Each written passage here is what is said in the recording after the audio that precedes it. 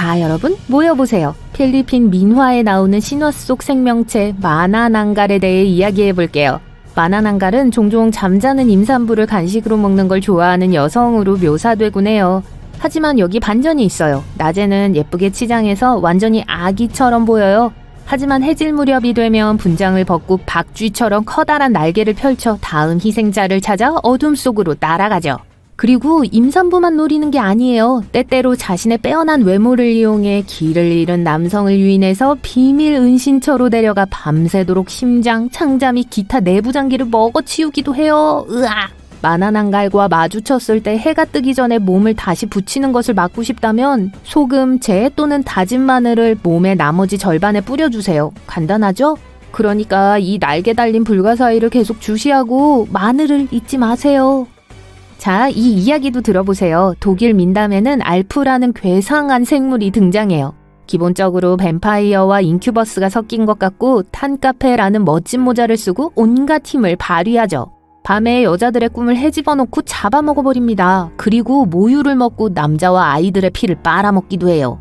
알프는 고양이, 돼지, 개, 뱀, 심지어 나비와 같은 모든 종류의 동물로 변신할 수 있어요. 그리고 불운이나 질병을 불러올 수 있는 사악한 눈을 가지고 있기도 하죠. 하지만 걱정하지 마세요. 베개 밑에 빗자루를 숨기거나 신발을 문 쪽으로 향하게 하거나 침대 기둥에 철제 말굽을 걸거나 가슴에 거울을 두는 등의 방법으로 스스로를 보호할 수 있으니까요. 다른 방법이 없다면 밤새도록 불을 켜놓으시고요. 낮에 낮잠을 자는 개를 발견한다면 입에 레몬을 밀어 넣어주세요. 말레이 신화에 나오는 으스스한 유령 폰티아낙을 만나보세요. 전설에 따르면 그녀는 출산 중 세상을 떠났는데 이제 복수를 하러 다시 왔다고 합니다. 긴 검은 머리카락에 날카로운 손톱, 피가 묻은 하얀 드레스를 입은 그녀는 평범한 유령이 아니에요. 하지만 변장의 달인이기도 하니까 조심하세요. 아름다운 여성으로 변신해 먹잇감을 유인한 후 내장을 뜯어 먹을 수 있습니다. 밤에 외출했다가 아기 울음소리나 여성스러운 웃음소리가 들리면 조심하세요. 폰티아낙이 여러분을 잡으러 오는 것일 수 있어요. 소리가 조용하다면 폰티아낙이 바로 근처에 있을 수도 있습니다. 그러니까 정신을 바짝 차리고 너무 착한 여성에게 속지 마세요. 아일랜드 전설에선 모든 가정마다 저마다의 벤시가 있다고 하는데 알고 계셨나요? 이 벤시 여인은 가족 중 누군가가 세상을 몬스터의 전당에 오신 것을 환영합니다. 보호장비를 착용하신 것 같군요. 잘하셨어요. 이곳을 방문하는 동안 여러분의 안전이 보장되지 않습니다. 앞으로 보게 될 괴물들은 일본 민화에 나오는 가장 무서운 괴물들이니까 한 발짝 내디딜 때마다 조심하세요. 방문하는 동안 괴물들이 여러분을 괴롭히지 않는다면 분명히 꿈에서 보게 될 거예요. 경고하지만 그 어떤 애니메이션도 이런 상황에 비교되지 않을 겁니다. 이미 눈에서 의심과 두려움이 보이니까 남은 용기마저 잃기 전에 투어를 시작합시다. 처음 만날 괴물은 노페라보입니다. 눈치채지 못했겠지만 새로운 희생자 방문객이 생겨서 기뻐하고 있어요. 노페라보는 거의 모든 면에서 평범한 인간처럼 보입니다. 그렇기 때문에 인간 사회에 자연스럽게 섞일 수 있습니다. 하지만 노페라보를 직접 만나면 기괴해집니다. 얼굴이 전혀 없기 때문이죠. 머리는 텅 빈 구처럼 생겼어요. 하지만 노페라보는 아주 무해한 존재입니다. 단지 사람들을 겁먹게 할 뿐이에요. 전설과 이야기에 따르면 노페라보는 보통 잠재적 피해자에게 익숙한 사람으로 가장에 접근합니다. 그리고 일단 주의를 끌면 연필로 그림을 지우듯 얼굴 생김새가 사라집니다. 눈, 코, 입이 없는 매끄러운 피부만 남아요. 상상했겠지만 그 정체가 무엇이고 실제로 어떻게 생겼는지는 알 수 없습니다. 노페라보가 등장하는 이야기 중 하나는 게으른 어부 이야기입니다. 아내의 경고에도 불구하고 그는 신성한 황실 잉어 연못에서 낚시를 하러 갑니다. 가는 길에 그곳에 가지 말라고 경고하는 다른 어부를 만납니다. 하지만 그의 말을 무시하죠. 연못에 도착하자 한 아름다운 젊은 여인이 낚시하지 말라고 간청합니다. 그러나 그녀의 말을 듣지 않습니다. 그때 그녀가 얼굴을 문지릅니다. 어부가 겁에 질려 숨기 위해 집으로 달려가자 아내는 남편의 잘못을 비난합니다. 여기서 반전, 아내도 얼굴을 문지릅니다. 울음소리를 내거나 소리를 지른다고 합니다. 미묘한 경고가 아닐 수 없죠. 하지만 으스스한 울음소리에 속지 마세요. 이 벤시 여인은 길게 늘어뜨린 머리카락에 우느라 진홍색이 된 눈을 하고 있지만 치명적인 아름다움을 지녔다고 알려져 있습니다. 녹색 짜임 위에 회색 쇼를 두르는 것으로도 유명해요. 패셔너블하면서도 으스스하죠? 뭔가 끌리네요. 어떤 사람들은 이 벤시가 가족의 파멸을 예언하는 달콤한 노래를 하는 젊은 아가씨로 변신할 수 있다고 말하기도 해요. 그것만으로는 소름이 돋지 않는다면 밤에 숲속에서 구부정한 자세로 울부짖는 모습도 목격된 적이 있어요. 진짜 파티를 좋아하나 봐요. 한밤중에 피가 끓는 비명소리가 들리면 친근한 이웃집 벤시가 경고하는 것일 수도 있다는 사실을 기억하세요. 이제 칼루필루잇에 대해 알려드릴게요. 이 생물은 북극의 부기맨과 같은 존재로 빙원 근처에 서식하며 물에 너무 가까이 다가가는 아이들을 낚아채는 것으로 유명해요. 하지만 아이들의 안전을 지키기 위한 속설일 뿐이니 걱정하지 마세요. 이 동물들의 모습은 이야기마다 다르지만 모두 몇 가지 공통점이 있습니다. 미끈거리는 녹색 피부와 긴 머리카락, 긴 손톱을 가지고 있다는 점이죠. 손에는 물고기처럼 물갈퀴가 있고 흰 뺨 검둥오리 깃털로 만든 멋진 파카를 입어요. 오리발을 조심하세요. 오리발에서 나는 소리가 여러분을 마비시킬 수도 있어요. 하지만 걱정하지 마세요. 여러분이 더 똑똑할지도 몰라요. 몇몇 영리한 이누이트 사냥꾼들은 칼루필루잇에게 물개나 고래로 변신해달라고 부탁하면 쉽게 사냥을 끝내고 맛있는 생선을 집으로 가져올 수 있다는 사실을 알아냈어요. 맛있겠네요. 어떤 이야기에 따르면 이 괴물들은 납치된 아이들을 이용해 머리를 멋지게 가꾼다고 합니다. 머리 관리 엄청 하나 보네요. 또 다른 이야기에 따르면 아이들은 그냥 잡아먹히거나 칼루필루잇의 젊음을 유지하기 위해 이용된다고 하죠. 하지만 한 할머니가 손자를 먹일 수 없어 칼루필루잇에게 손자를 데려가 달라고 부탁한 적이 있었다는 재밌는 이야기가 있어요. 결국 부족은 다시 일어섰고 한 젊은 부부가 소년을 구하러 갔어요. 그들은 해초에 묶여있는 소년을 발견했지만 칼루필루잇은 가까이 다가갈 때마다 소년을 다시 물속으로 끌고 갔어요. 결국 해가 뜰 때까지 기다렸다가 풀어줬어요. 네, 칼루필루잇이 무섭긴 하지만 아이들을 돌보는 것뿐이에요. 운이 좋다면 머리 관리 팁을 알려줄지도 모르죠. 스코틀랜드에서 가장 무서운 말 같은 괴물? 바로 넘어가 보겠습니다. 카파의 우스꽝스럽고 마스코트 같은 외모에 속지 마세요. 카파는 마주치고 싶지 않은 위험한 괴물입니다. 인간형 거북이로 묘사되는 이 생물은 호수, 연못 또는 강과 같은 수역 안팎에 서식합니다. 카파는 일반적으로 어린아이 크기지만 성인 남성보다 신체적으로 더 강합니다. 피부색은 녹색부터 밝은 빨간색, 심지어 파란색까지 다양합니다. 또한 끈적끈적하거나 비늘로 덮여 있을 수도 있어요. 카파는 각각 독특하지만 모두 등에 거북이 등껍질이 있고 부리처럼 생긴 입을 가지고 있습니다. 발가락과 손가락 사이에 물갈퀴가 있습니다. 하지만 카파의 외모에서 가장 특징적인 부분은 두개골 위에 있는 그릇 같은 물체입니다. 이 그릇은 카파의 힘과 생명력의 원천으로 여겨지며 항상 물이 채워져 있어야 합니다. 물이 엎질러지거나 그릇이 어떤 식으로든 손상되면 카파는 엄청나게 약해져서 움직일 수 없게 됩니다. 카파는 장난꾸러기로 알려져 있습니다. 사람과 친구가 될 수 있지만 항상 조심스럽게 접근해야 합니다. 왜냐하면 물속으로 유인해 잡아먹으려고 할 수 있으니까요. 하지만 스모 시합에 도전할 가능성도 있습니다. 이 도전을 수락하기 전에 카파가 정말 스모를 잘한다는 것을 알아두세요. 만약 시합을 하게 된다면 카파를 속여 접시에 담긴 물이 쏟아질 정도로 낮게 절하는 방법을 찾아보세요. 나중에 물을 다시 채우면 카파가 여러분의 명령을 따르게 할 수 있어요. 여기 이 여자를 보세요. 평화롭게 자고 있는 것 같죠?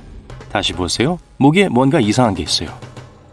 로쿠로쿠비는 낮에는 평범한 여성으로 보이지만 밤이 되어 잠이 들면 목이 엄청나게 길게 늘어나서 자유롭게 돌아다닙니다. 로쿠로쿠비는 다른 생명체만큼 소름 끼치지만 다르게 만드는 무언가가 있습니다. 다른 괴물들과는 달리 그녀는 사실 괴물로 태어나지 않았다는 점이에요. 우리와 똑같은 인간이었지만 어떤 악한 행동이나 잘못으로 인한 저주에 의해 변형되었습니다. 하지만 이야기는 더 슬퍼집니다. 언급된 악행이 반드시 그녀 자신이 한 짓이 아니기 때문이죠. 대부분의 경우 로쿠로쿠비의 남편이나 아버지가 악행을 저지르는 경우가 많습니다. 하지만 저주는 여성에게만 영향을 미치기 때문에 대가를 치르는 것은 그녀입니다. 가슴 아픈 사연을 가진 로쿠로쿠비가 그렇게 해롭거나 무섭지 않을 거라고 생각한다면 맞습니다. 가끔 작은 동물을 공격할 수도 있습니다. 또는 주변 사람들을 겁을 줘서 장난을 치기도 하지만 그게 대부분입니다. 하지만 밤에 여행할 때 그녀가 가장 좋아하는 것은 긴 혀로 램프 기름을 핥는 거예요. 입맛은 다들 제각각이니까 뭐라고 하겠어요? 누케 쿠비는 로쿠로 쿠비의 훨씬 더 무서운 여동생입니다. 오는 너칼라비를 소개합니다. 이 나쁜 녀석은 피부가 없는 몸과 사람보다 10배나 큰 머리를 가지고 있으며 동물과 농작물을 파괴할 수 있을 정도로 유독한 입김을 내뿜어요. 또한 섬 전체에 혼란을 일으킬 수 있는 사악한 힘도 가지고 있어요. 하지만 여름철에는 이 무시무시한 짐승을 통제할 수 있는 바다의 정령이 있으니까 걱정하지 마세요. 너클라비는 북유럽과 오카디아 민속에 뿌리를 두고 있으며 16세기에 신비한 조 벤이라는 멋진 라틴어 필사본을 사용해서 처음 기록했습니다. 오카디언 작가이자 민속학자인 어니스트 마윅은 이 사악한 바다 생물이 노르웨이의 노크, 셰틀랜드의 너글, 모양이 변하는 켈피 또는 물 켈피와 비슷하다고 생각합니다. 그러니까 기억하세요. 스코틀랜드에는 이 무서운 녀석을 만나게 된다면 전설의 바다 어미를 부르고 목숨을 위해 도망치세요. 이 친구는 남아프리카의 토콜로슈입니다. 그렘린처럼 보일지 몰라도 훨씬 더 장난스러워요. 마녀와 주술사가 마법의 힘으로 소환할 수 있다고 하는데요. 이 말썽꾸러기들을 억제할 수 있는 방법이 있습니다. 한 가지 방법은 고양이가 좋아하는 응유를 주고 고양이가 잘 볼 수 있도록 머리를 다듬어 주는 거예요. 그래도 효과가 없다면 부두술사를 불러서 구식 마법을 사용해 퇴치할 수도 있어요. 남아공 민속에 따르면 토콜로쉬는 대부분 눈에 보이지 않으며 돌을 빨아먹어 그 상태를 유지할 수 있다고 합니다. 따라서 토콜로쉬를 집에 들어오지 못하게 하려면 문틀과 창틀에 특별한 축복의 소금, 일명 토콜로쉬 소금을 뿌려주세요.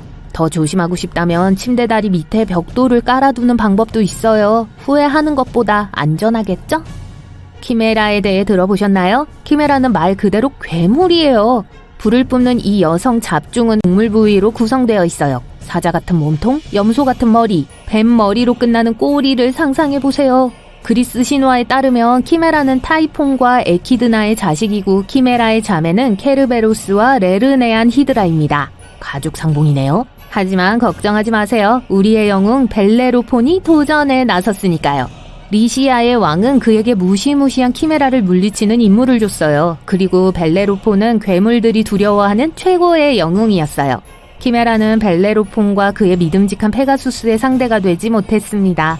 왕은 키메라가 벨레로폰을 대신 죽여주기를 은근히 바랬지만 결국 정의가 승리했고 키메라는 패배했죠.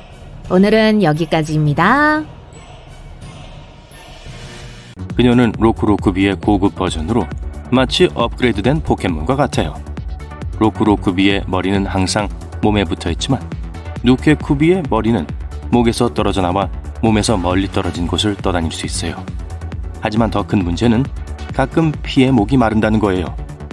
그때는 목에서 분리된 머리가 갈증을 해소하기 위해 인간을 잡아먹기 시작해요. 그러나 그녀는 천하무적이 아닙니다. 잠을 자고 있는 동안 몸이 움직여 머리가 계속 떠돌아다니면 머리가 다시 몸으로 돌아갈 수 없다고 합니다. 조금이나마 위안이 되었으면 좋겠네요.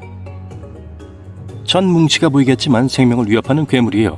일본 민화 특히 츠쿠모 가미의 신화에 따르면 무생물 영혼을 받아 100년 동안 주인을 섬긴 후 살아나서 자각하게 된다고 합니다.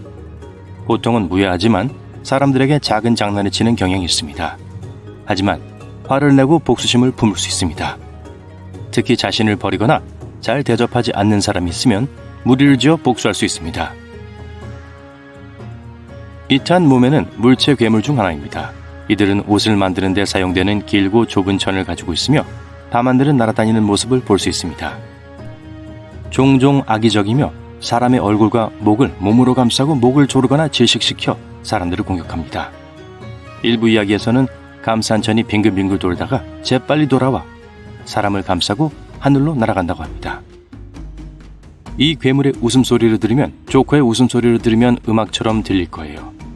와라의 온나는 산에 사는 여자처럼 생긴 괴물입니다. 위협적이지 않은 외모에도 불구하고 실제로 만나면 정말 위험한 상황에 처하게 됩니다.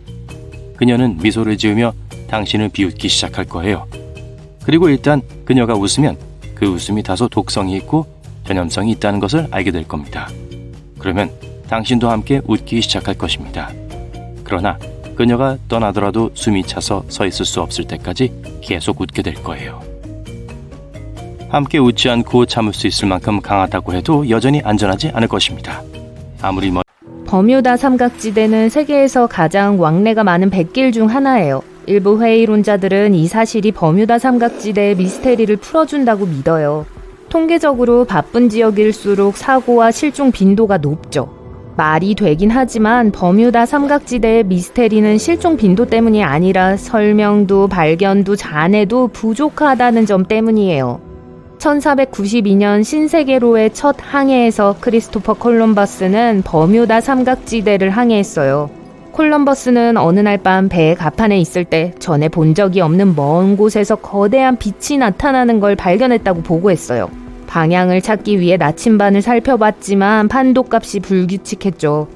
여러분은 아마 어떤 세계 지도에도 버뮤다 삼각지대가 나와 있지는 않다는 걸 알아차렸을 거예요. 공식적인 기관들이 그 지역이 실제로 존재한다는 걸 인정하기를 거부하기 때문이죠. 버뮤다 삼각지대에서 얼마나 많은 배와 비행기가 사라졌는지 아무도 정확히 알지 못해요. 대략적인 추정은 배 50척과 비행기 20대예요. 대부분의 경우 실종에 대한 아무런 설명도 없었고 잔해도 남지 않았습니다. TBF 어벤져 항공기가 실종되었을 때 대규모 수색 작업이 시행되었어요. 배와 비행기들이 버뮤다 삼각지대에서 항공기의 흔적을 찾기 위해 수색했었죠. 수색 중인 보트 중 하나가 PBM-5 메리너 비행정이었어요. 그 비행정은 오후 7시 27분에 비행했고 3분 후에 일상적인 무선 메시지를 호출했어요. 그러고 나서 다시는 소식을 듣지 못했어요. 구조 비행정이나 5대의 어벤져 비행정에 대한 흔적은 발견되지 않았어요. 이 모든 비행정들의 실종에 대한 대대적인 조사가 시작되었지만 아무것도 발견되지 않았어요. 버뮤다 삼각지대는 날씨가 꽤 격렬하고 가늠이 안 되는 곳이에요. 폭풍은 빠르고 예기치 않게 생겼다가 곧 사라져요. 눈 깜빡이는 순간 놓칠 수 있죠. 이게 왜 조난 신호가 거의 없었는지를 설명할 수 있어요. 조종사와 선원들은 날씨가 변할 걸 전혀 예상하지 못했던 거예요. 유행하는 이론에 따르면 이 많은 실종의 원인은 이상파랑에 있다고 해요. 과학자들은 이상파랑을 극한의 폭풍 파도라고 부릅니다. 이것들은 동시에 다양한 날씨 패턴이 일어날 때 발생하는데 30m 높이의 예상치 못한 큰 파도를 일으켜요. 목격자들은 이 파도가 거대한 물의 벽 같았다고 말했어요. 이 파도라면 왜 배들이 흔적도 남기지 않고 빠르게 가라앉는지를 설명할 수 있어요. 일본 앞바다에서 태평양의 버뮤다 삼각지대를 찾을 수 있을 거예요. 용의 삼각지대라고 불리죠. 1950년에서 1954년 사이 9척의 배가 이 지역에서 흔적도 없이 사라졌어요. 카이오마루 5호는 이 원인 불명의 실종 사건을 조사하기 위해 보내졌다가 실종됐어요. 이 사건 이후 일본 당국은 이 지역을 위험 지역으로 지정하고 선원들에게 이곳을 피하도록 권장하고 있어요. 어떤 사람들은 모든 재앙을 지구 밖의 초자연적인 활동 탓으로 돌려요. 또 어떤 사람들은 모든 게 맹렬한 자연현상에 의한 거라고 생각하고요. 일부 과학자들은 이상현상의 원인이 환경 변화라고 믿고 있어요. 또한 태평양 버뮤다 지역의 해저에는 메탄 수화물의 농도가 아주 높아요. 이 가스는 폭발하는 경향이 있고 그렇게 될 때 물 표면에 거품이 형성되기 시작해요. 이런 가스 분출은 물에 뜨는 능력을 방해할 수 있고 배를 쉽게 가라앉힐 수 있어요. 이 화학 반응 때문에 남는 흔적도 없는 거죠. 수중 화산은 일본 용해 삼각지대에 대한 가능성 있는 또 다른 설명이라고 해요. 사실 이게 작은 섬들을 무너뜨릴 수 있거든요. 다행히도 아무도 그곳에 살지 않아요. 이 지역에서는 지진 활동 때문에 일부가 물속에 사라졌다가 갑자기 다른 일부가 나타나는 경우가 꽤 흔해요. 세계 공식 지도에서 용해 삼각지대는 절대로 찾을 수 없기 때문에 아무도 그게 실제로 얼마나 큰지 몰라요. 2015년 7월 10대 2명이 플로리다 해안에서 출항한 후 실종됐어요. 그 10대 둘이 진짜로 뭘 하고 있었는지에 대한 미스테리가 있어요. 그들은 부모님에게 낚시를 하러 가는 거라고만 말했지만 친구들에게는 바하마로 건너갈 거라고 말했어요. 그들이 떠난 직후 뇌우가 그 지역을 향해 왔었고 그 소년들에 대한 소식은 2번 다시는 듣지 못했어요. 대규모 수색이 이루어졌지만 안타깝게도 아무것도 발견되지 않았어요. 1년 후 그 둘의 배가 고장난 아이폰과 개인 소지품이 안에 남아있는 채로 버뮤다 해안에서 발견됐습니다. 버뮤다 삼각지대의 미스테리를 풀려고 한 가장 인기 있는 기이한 이론들 중 하나는 찰스 베를리츠로부터 나왔습니다.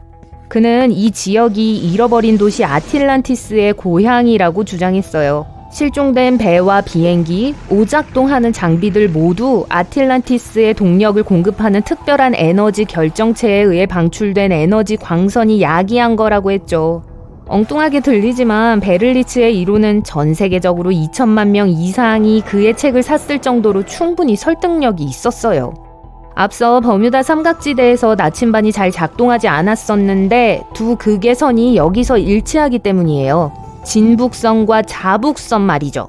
이 선에 들어가게 되면 나침반은 이상하게 작동할 거예요. 하지만 자북선은 끊임없이 이동하고 있고 지금은 삼각지대를 훨씬 넘어갔어요. 지난 세기에 해적들이 버뮤다 삼각지대에서 활동하거나 플라잉 더치맨이 다른 배들을 사라지게 만든다는 전설은 없습니다. 유명한 이론에 의하면 버뮤다 삼각지대의 시간 포탈을 통해 배들이 먼 과거나 미래로 여행한다고 하는데요. 다행스럽게도 모두 속설일 뿐입니다. 수백 개의 거대한 촉수들 스톤피쉬. 스톤피쉬는 미인 대회 우승은 못할 거예요. 이 미인 대회가 누가 제일 돌을 닮았는지 뽑는 게 아니라면요. 반사되지 않는 작은 눈과 거친 피부는 환경과 완벽하게 조화를 이뤄요. 큰 머리, 더 큰 입, 그리고 돌이 한가득이에요. 해변에 있다고 해서 여러분이 안전한 건 아니에요. 스톤피쉬는 물 밖에서 24시간 동안 생존할 수 있어요. 한번 밟거나 심지어 한번 만지는 것도 그리 재밌지는 않을 거예요. 이 등지느러미에는 매우 강한 독이 있어요. 이건 밟힐 때 튀어나오고 마비가 오거나 심지어 심부전을 일으킬 수 있어요. 도움이 급히 필요할 거예요.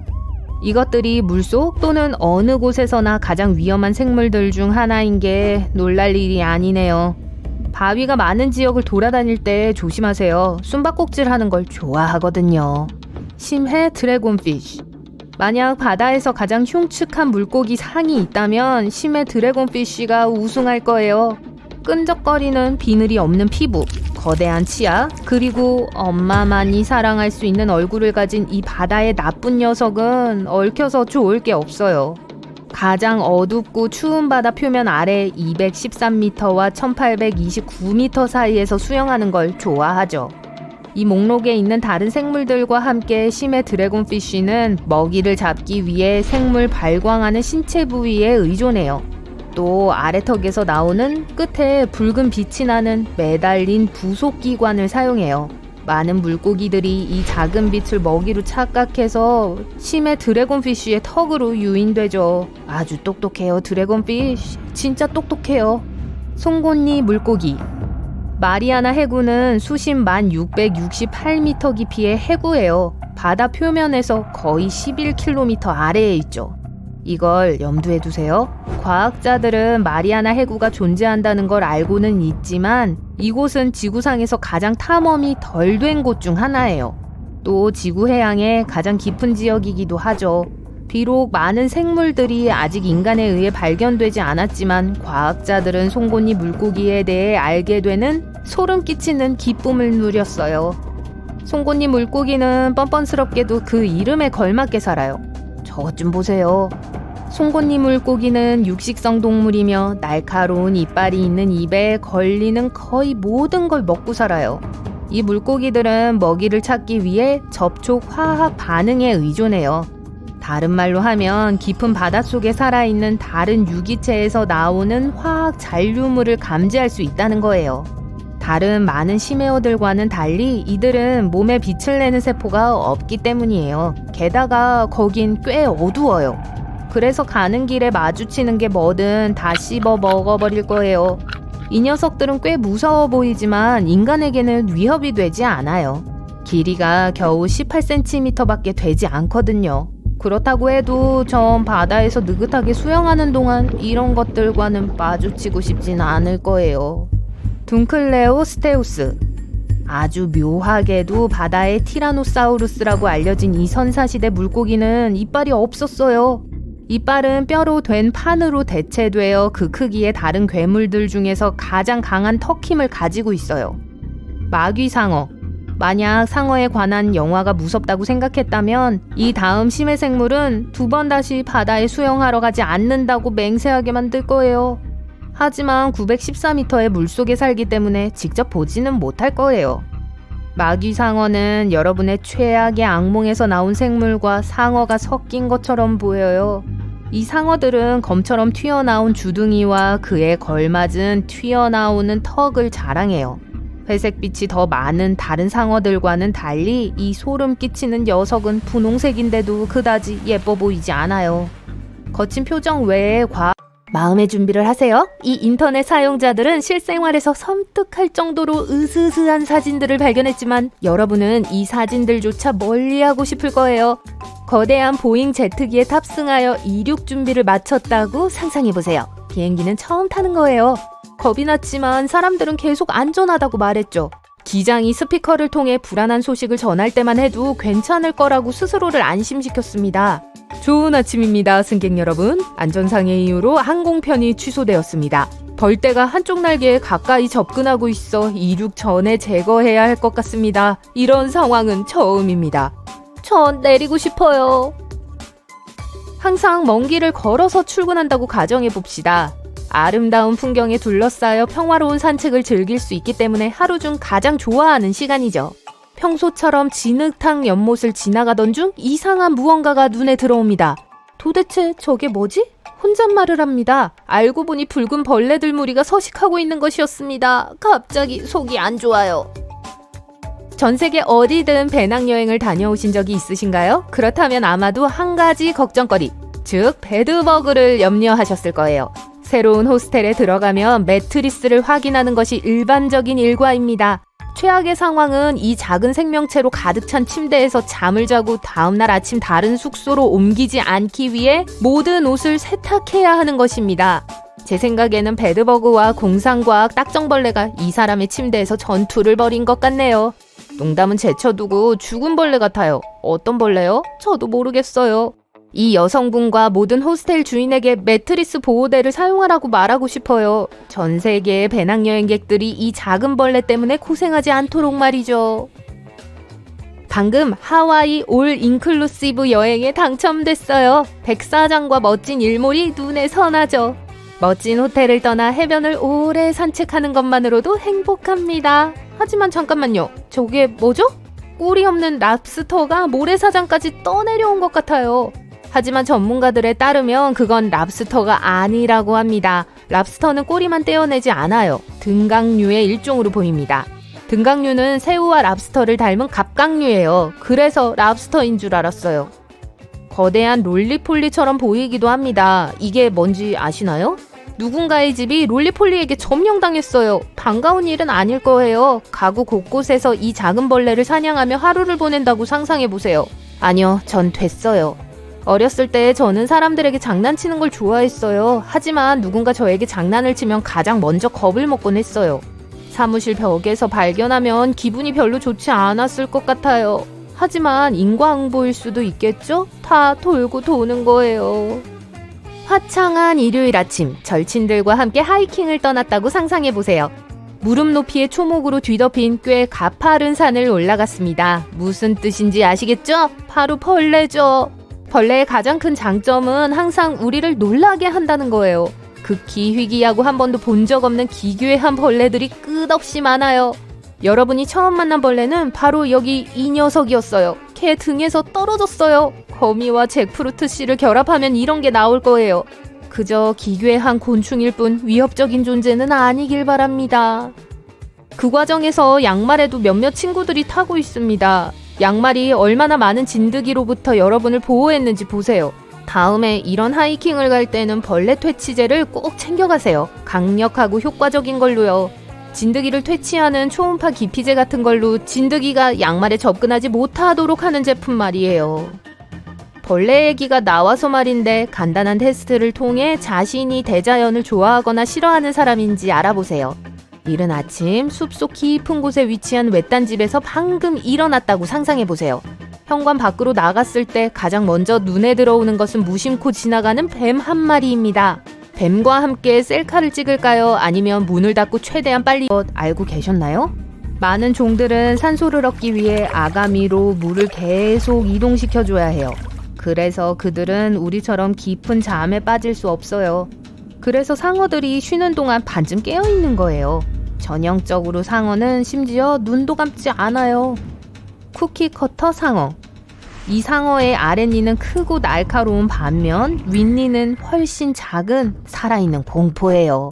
상어의 이빨이 빠지면 상어는 칼슘 수치를 유지하기 위해 이빨을 먹어요. 상어에겐 꽤 똑똑한 해결책이네요. 주름상어. 주름상어를 공부하는 건 선사시대로 거슬러 올라가는 포탈을 타는 것과 같아요. 왜냐하면 과학자들은 이들의 가장 오래된 조상이 심해를 누비고 다닌 이래 이 뱀장어같이 생긴 상어들이 많이 변화하지 않았다고 생각하기 때문에 때로는 살아있는 화석이라고도 불러요. 이 상어들의 입은 뒤쪽으로 향해 있는 25개의 무시무시한 날카로운 이빨로 가득 차 있어요. 총 300개나 되죠. 1884년에 출판된 에식스 연구소의 회보에 게재된 상어의 초기 연구에 따르면 먹이를 잡아 도망치지 못하도록 단단히 붙잡게 만들어졌어요. 수영하는 사람들에게는 다행히도 주름상어는 바다 표면 아래 119m에서 1280m 사이에 살고 있어서 마주칠 일은 없을 거예요. 아마도요.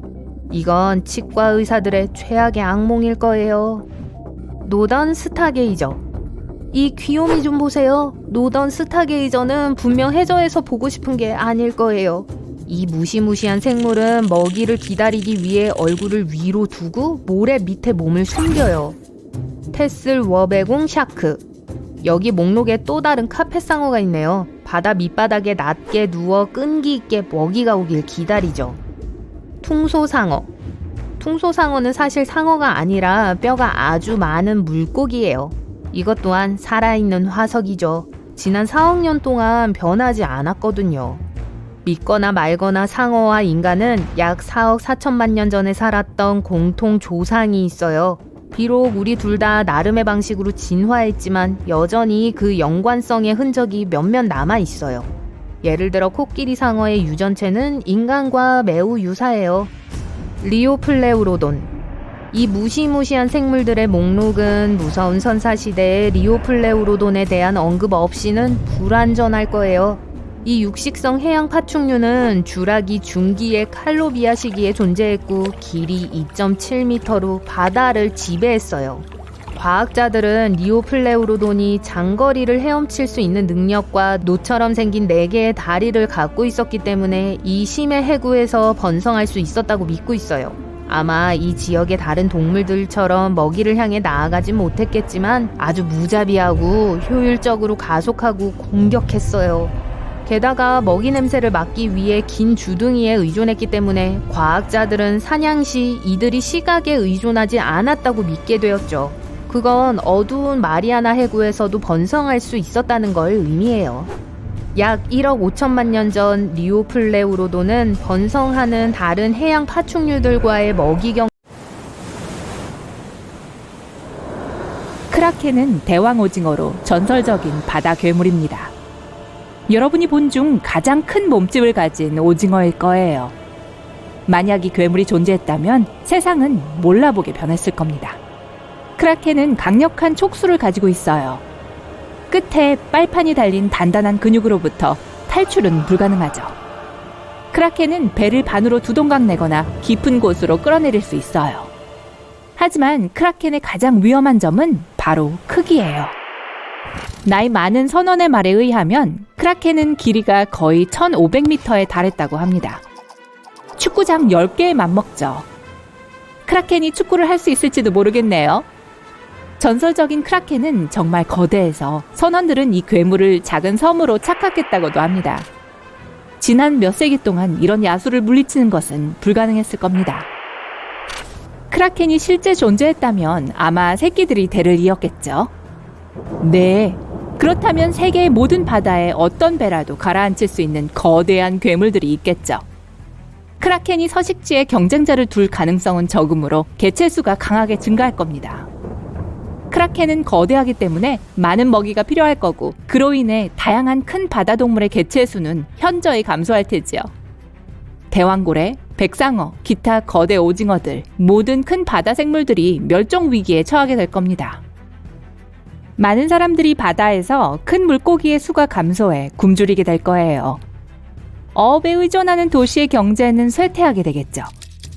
낚시가 위험해지면서 세계적으로 작은 물고기의 가격은 더 비싸지게 될 겁니다. 크라켄을 물리치려면 강력한 무기가 필요하지만 이 괴물은 잡기 힘듭니다. 크라켄은 두 종류에 속합니다. 오징어와 문어도 이 종에 속하는데 이들은 지구상에서 가장 영특한 동물 중 하나입니다. 크라켄은 숙련된 사냥꾼이기 때문에 절대로 대놓고 싸우지는 않을 거예요. 그럼 우린 뭘 할 수 있을까요? 크라켄은 수면이 아니라 깊은 곳에서 접근하기 때문에 추적을 할 수 없습니다. 물고기들이 수면에 가득하다면 크라켄이 가까운 어딘가에 있을 거라는 건 알 수 있겠지만요. 크라켄이 헤엄치면 주변의 모든 물고기들이 겁에 질릴 거예요.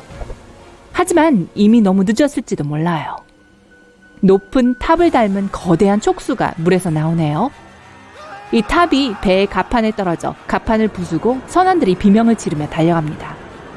크라켄이 두 번째 타격을 입히자 배가 거의 전복되었어요. 다음으로 크라켄은 배를 거대한 촉수로 감싸서 아래로 끌어당깁니다. 이런. 만약 선원들이 이 괴물의 촉수로부터 배를 떼어내는데 성공한다면요. 강력한 무기의 도움으로 선원들은 반격합니다. 크라켄은 물 밑에서 물러납니다. 다쳤군요. 화가 났어요. 전투는 끝난 것 같지만 최악의 상황이 다가옵니다. 배 옆에 소용돌이가 일어납니다. 크라켄의 엄청난 무게로 인해 물속으로 들어가면서 그 뒤에 소용돌이가 일어나게 됩니다. 거대한 욕조의 배수구처럼 이 소용돌이는 배를 빨아들입니다. 크라켄과의 전투에서 패배했네요. 정말 안타까워요. 공격을 미리 예측할 수 있다면 이 괴물을 물리칠 수 있을지도 모릅니다. 하지만 크라켄은 우리가 알아차리기 전에 우리와 배를 볼 수 있어요. 깊은 물속에 사는 이 대왕 오징어는 모든 동물 중에서 가장 큰 눈을 가지고 있거든요. 이 오징어의 눈은 접시 크기만 해요. 덕분에 멀리서도 먹이를 볼 수 있지요. 같은 방식으로 크라켄은 음파 탐지기보다 훨씬 빨리 배를 발견하게 됩니다. 항상 여러분보다 한 수 위일 거예요. 그거 좋은 소식이 아니네요.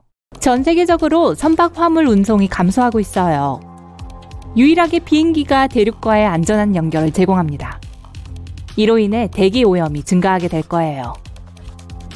가장 성공적인 크라켄의 적은 잠수함입니다.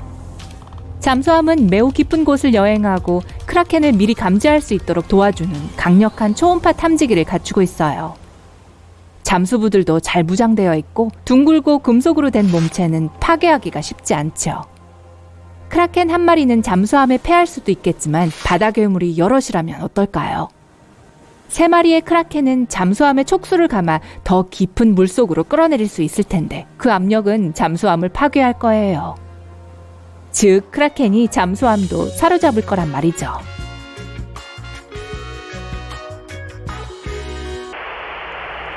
크라켄의 존재는 많은 나라의 발전을 극적으로 변화시켰을 거예요. 만약 크리스토퍼 콜럼버스가 그 유명한 대탐험에서 신세계라고 생각한 섬을 발견한다면 어떨까요? 그 섬으로 다가가는데 섬에서 촉수가 나타나 콜럼버스의 배를 침몰시킵니다. 북아메리카의 식민지화는 아마도 비행기가 발명되기까지 지연되었을 거예요. 참고로 최초의 유인 비행은 20세기가 되어서야 이루어졌습니다. 헐리우드는 없었을 거예요. 햄버거도, 유명한 미국 음악도 없었을 테죠. 유튜브도 없을 거고요. 즉, 지금 이 영상을 보고 있지 못할 거란 말이죠. 가장 최악으로 인터넷도 존재하지 않을 거예요. 이 모든 게 한 마리의 멍청한 괴물 오징어 때문에 말이에요.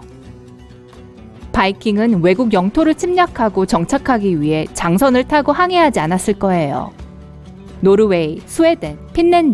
지난 30년 동안 놀랍게도 과학자들은 바다 수면 깊은 곳에 살고 있는 새로운 생명체를 발견했어요. 그 생명체의 이름은 하프 스폰지예요.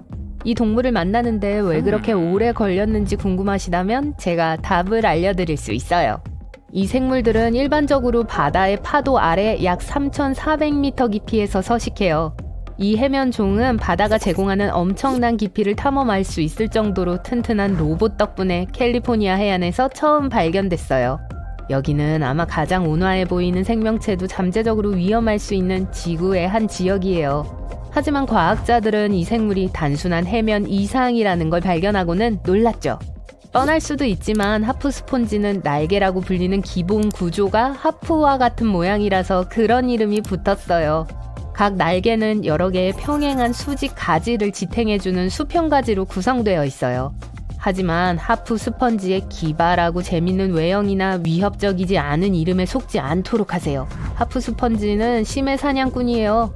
짧고 얇은 섬유인 가근을 사용해 작은 동물들을 포획하고 감싸는 독특한 능력을 갖고 있죠.